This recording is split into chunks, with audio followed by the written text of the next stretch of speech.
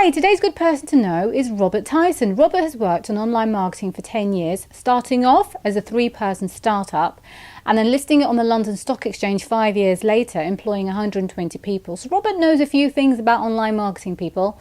Robert's talk is largely on Facebook. He's by no means an advocate of Facebook, but he wants you to understand the reality of the situation, that it's a pay-to-play platform and you should consider if it's the best platform for you before parting with your cash. In actual fact, he says that you should use Google Ads because Google has an immediate and direct need when people are searching on Google. But what was really what was a discovery for me is that although he has 1,200 fans and you would think that all his fans would see any post that he does, in actual fact only 107 people saw his post. And so that just tells you Facebook isn't as it seems. Now he says that if you want to attract all your customers at any one time, all the time, he says you should build your own permission-based email list and gives you some pointers and directions as to how you should do that and where you should go. Now Robert would be silly if he said disregard Facebook altogether. You shouldn't. 33 million people spending 8 hours a month. You know, there's an opportunity there which you can't miss.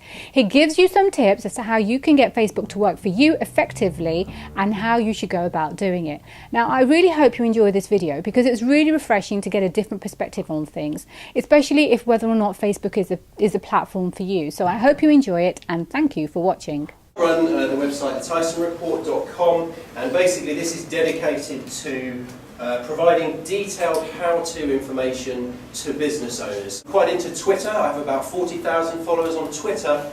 By contrast, I have about 1,200 fans on my Facebook page. So you can get an idea of, how I kind of see the levels of importance of those two sites from that. I want to make something very clear from the outset. I'm not a cheerleader for Facebook because I think a lot of bull is actually talked about social media in general, Facebook in particular. I am aiming really to get at the reality of what the Facebook opportunity is so you can make a decision about whether or not it's something you want to use in your marketing. One of the reasons I say that is because Facebook is increasingly a pay-to-play platform. The old days of using Facebook and being able to build up an audience for free are receding fast. All that said, I think it can be a useful channel in the right circumstances. It's a huge audience, a lot of people spending a lot of time there. Two options basically for tapping this audience. You can create a fan page, a business page, and you can kind of build a community around your business. Option two, as I said, is to use Facebook as an advertising medium. When you run a Facebook business page, don't think that you may have 1,000 fans, they're not all going to see your updates. Facebook isn't even going to show your update to all those people.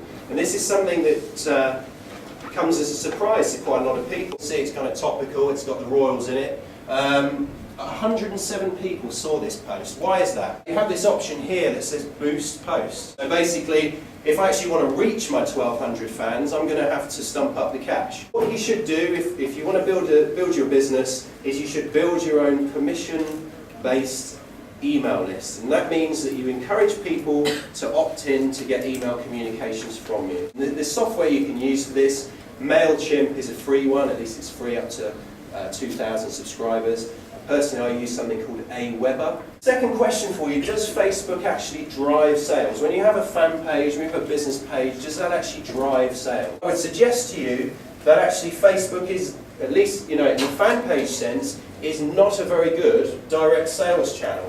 What I think it's good for, I think, is in getting people to know you, to like you, to trust you. All these sort of negatives aside, there can be benefits in having a Facebook business page. Having people like your page is essential because people don't come back to your page. It's all about updates, basically. There's sort of two problems with what most Facebook page owners do. Number one, they don't give anybody an incentive to like the page. Something of value, something that you can offer in your business that's going to encourage people to like your page. Two, people usually will send people who, when they try to promote their Facebook page, will send it to their kind of Facebook homepage. When I want to promote my Facebook business page, so I send them to a completely different page, and there's a bit of know-how that goes in with this, but you can possibly see up here, this is a different URL. So it's not facebook.com, the Tyson report, it's a different URL. So you kind of create a sub-page in Facebook, and if you send people to this page, then you have this option to do what I'm doing here, which is I'm making them a very straightforward offer. I'm saying, if you like my page, you can get a free report. So this is a free report about Facebook things that you can use. I have a special URL for you, and that is the tysonreport.com/Facebook. So if you go there, it will actually just redirect to this page. And that's the URL I always give out, because I want people not to go to my Facebook homepage, I want them to come to this page. Because I know that when they come to this page, a very high proportion click the like button and they opt in. That is a strategy called a fan gate. What we're talking about actually is people getting your updates in the newsfeed. That is the value in Facebook. Advertising on Facebook, there is this unhelpful myth, an unhelpful myth that you can build an online business for free and fast. And I'm afraid, for most of us, it just isn't going to work that way. But let me tell you a much better strategy.